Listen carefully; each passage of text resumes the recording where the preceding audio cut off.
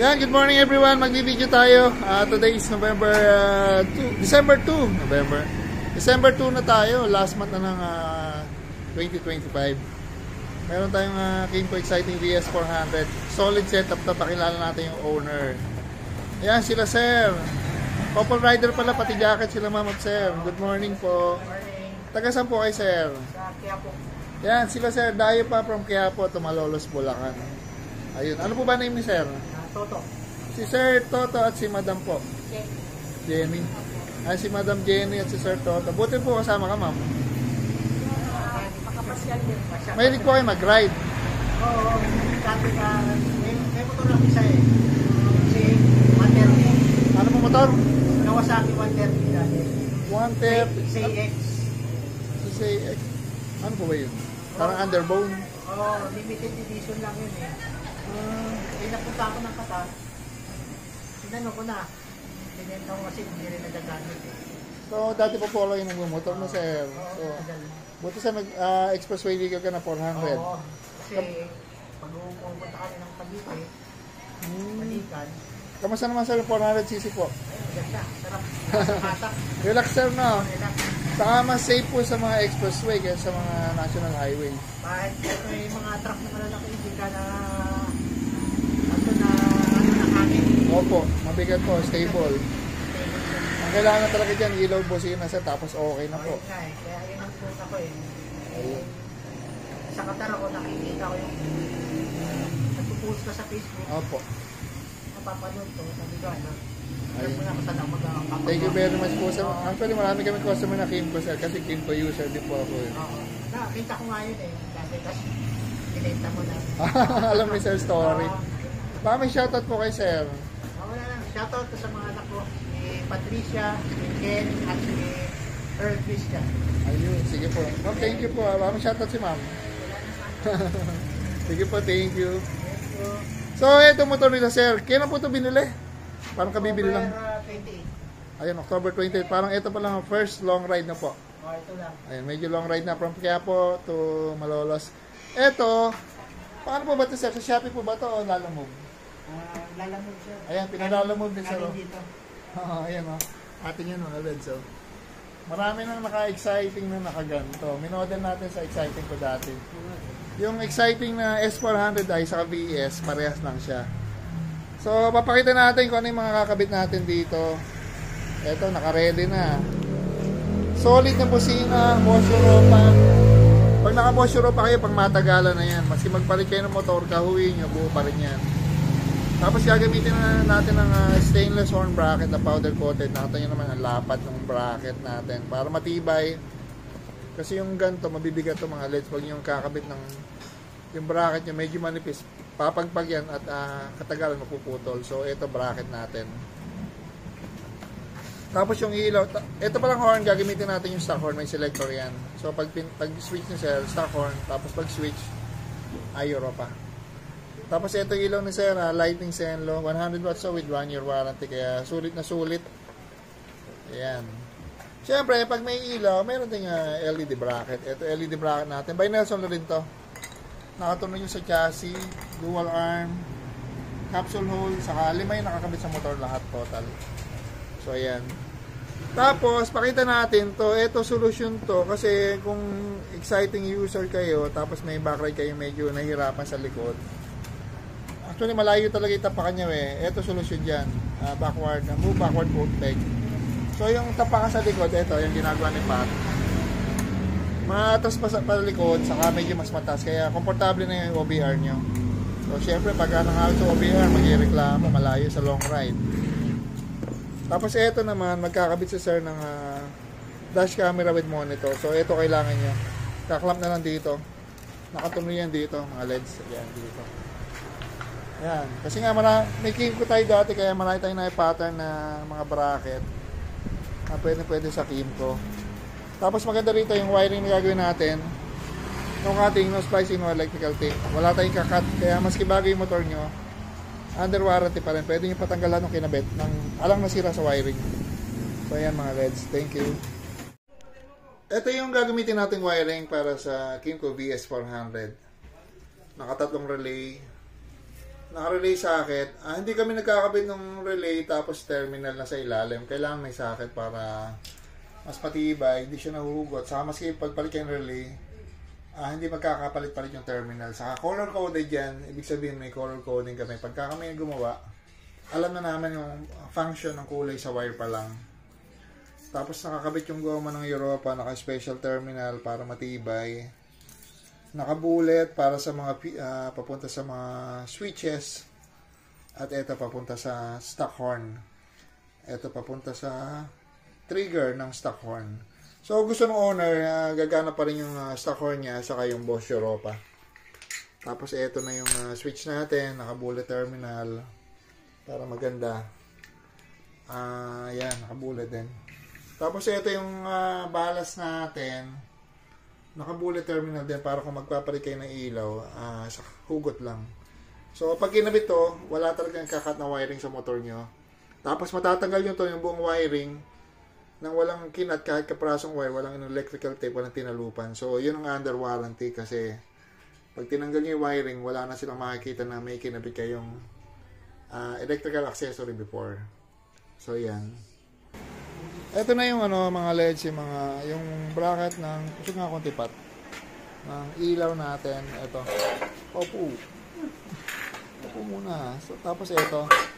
Nakikita nyo, capsule hole, pahaba yung butas na para na-adjust yung ilaw. Pagka may depression konti sa alignment, pwede na yan. Tapos, nakatuloy yan sa chassis. Paano ba makikita? Ayun. Kita na ba? Ito. Tuturo mo. Nakatuloy yan sa chassis. Basta nakatuloy yan sa chassis. Tapos dito naka-stainless bolt yan. Ayun, no? Sa gilid. Ngayon ba sa gilid yan? Okay. Wala pa pala. Ayun, meron na pala. Ayun. So, ganun siya katibay. 5 yung nakatuloy sa motor. Isa sa chassis. Tapos, 304 stainless. Hindi siya 204, 304. Kaya matibay yan. Okay ba ito, Pogi? Okay na ba ito? Ito na yung backward foot peg. So, galing siya rito. Ito, saan ba galing? Galing dito, at tumaan siya rito, mas malapit na sa OBR. Ayan, naglalak pa rin. Tapos stainless yung ginagamit natin ng mga bolt. So, iwas ngawit na to para sa OBR na OBR dito. So, ayan, Nelson LED. May number natin yun. Ayun. Tapos dito, maglalagay tayo rito mamaya ng cellphone holder. Blur. Bakit ng mga pat? Ayan, ganyan yan. So, pwede na mag-gadget. Meron lang kami sa VS400. Di namin nasukatan S400i. Pero kung gusto nyo naman, pwede natin gawin dito on the spot. Ay, pakita nga yung hawak mo, Pat. Ayan, yung Bosch Europa nakaganto. Ayan, Kaya dalawa yung nakatunog sa motor. Tapos, ganun din yan, stainless na powder coated. Tinatanggal lang yung metal, yung plastic ring para walang sabit. Ayan. Kompleto na yung harness, yung mga bracket, at ikakabit na lang. Yan mga LED, mga finishing touch na lang to. Ito na yung mga move backward foot peg. Stainless yan, naka-powder coat. Tapos nakakabit na rin yung ilaw. Nakakabit na yung busina. Ayan. Ito yung ilaw natin, nakakabit. Pwede ito, maski malaking auxiliary light. Tapos ito sa atin to. Pwede kayo nyo itong cellphone holder. May sabitan pa, Pwede sabitan ng ulam. Test natin. Masusi nga po, sir. Ano ba? Ito pala pinipindot. Yung nakamisado, sir. Ayan. Napaka-colorful ng nung harap. Ayan, busina natin. Ito di pa nakatunog, tutunog pa lang. Tapos mayroon siyang switch para sa stock horn. Tapos ilaw. Start natin para Ito on off lang to, on natin. Pag ilaw ka, sumasabay na siya sa high and low ng switch niya. Ito. Tapos maganda dyan, sabay na rin sa passing. Batang-bata, 719 auto. So, bibili lang to last month. Ayan. So, cellphone holder. Another cellphone holder dito. Ano ba ginagawa din? Bracket. Bracket ba yan? Another cellphone holder para pwedeng kapitan ng camera. So, ayan.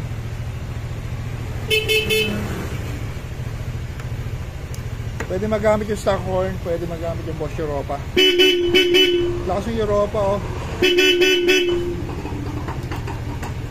Bakit? Maganda yung gawa ni RR ng Europa. Alam bang ganun? Yung pa nag-aarangkada. So yan, Bosch Europa nakakabit na LED, MDL, tapos backward foot peg. Makatingin mo kasi malayo yung upuan talaga nito kasi meron siyang partition dito.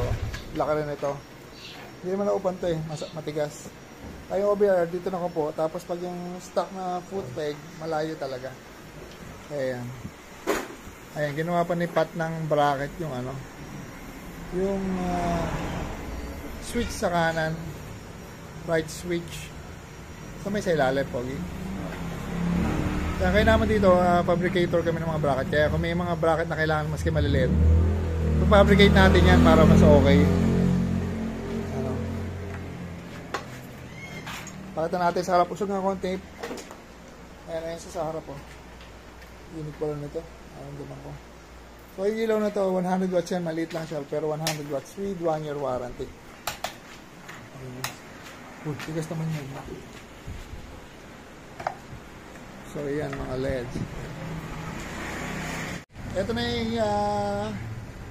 tapakan ni ma'am para medyo hindi siya nakakangawit. Tapos ito na yung ilaw. Lighting channel, 100 watts ito mga LEDs. Tapos yung bracket pa yung LED. Yan ang forma niya. Hindi siya nakakatakap sa signal light. Ayun yung signal light. Tapos yung signal light yan kasi LED yan. Kaya na tumatagos pa rin yan. Yung LED bracket natin, stainless na powder coated, nakatuloy nyo sa chassis. Tapos yung busina, Pat, Bosch Europa. Tapos pwede pa yung stock horn. Busina natin.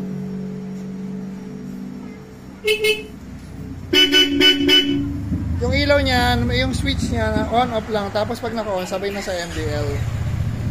On sa taas, on sa baba rin. Passing. So yan, nagka-passing, sabay na MDL sa anong headlight. Ito, pakita natin yung bracket para sa gadget. Ito. Available yan. 2,000 lang to. Pwede na kayo maglagay ng quad lock, ng camera, monitor, tapos dito ng cellphone holder. So, doon na tayo.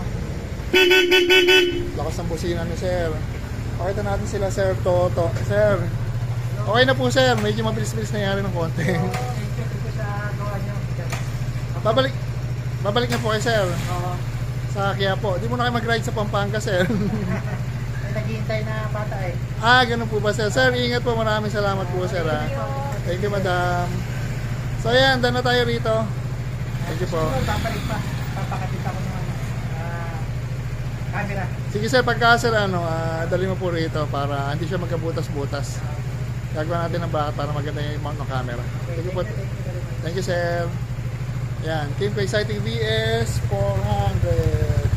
Titingnan natin kung mas komportable na si ma'am sa kanyang bagong foot peg. Yan, medyo malapit na siya compare before.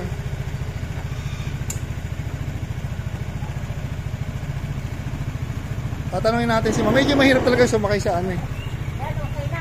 Ma'am, okay na po ma'am. Kasi kanina talaga nandito. Dati po malayo po, no? So, ayan o, medyo malapit na. Nakapag-akyat ng paa niya. Masakit po sa paa, no? So, ngayon po tatagal na. Pwede mag long ride si ma'am, sir. Thank you po, ingat po. Yan, para sabitin sa mga foot peg. Ayan na, pwede na sila. Tama, sir.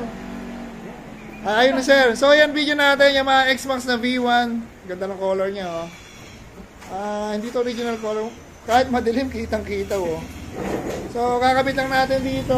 Dual color park light. Huwag yung pakatap motor ko, alis ako. Dual color park light, mga LEDs. Yan, tapos, yung owner nito, dati na natin suki from NMAX V2. Ngayon naman, mga X-Max na sir, nag-upgrade. Ang ganda rin ng color niya. Yung owner yata nito, taga rito lang sa amin, Tagalugam. So yan, mga dating suki na natin. Kompleto na kasi may ilaw na sa kabusina, kaya lalagyan na lang natin ng dual color park lights. Yan, thank you.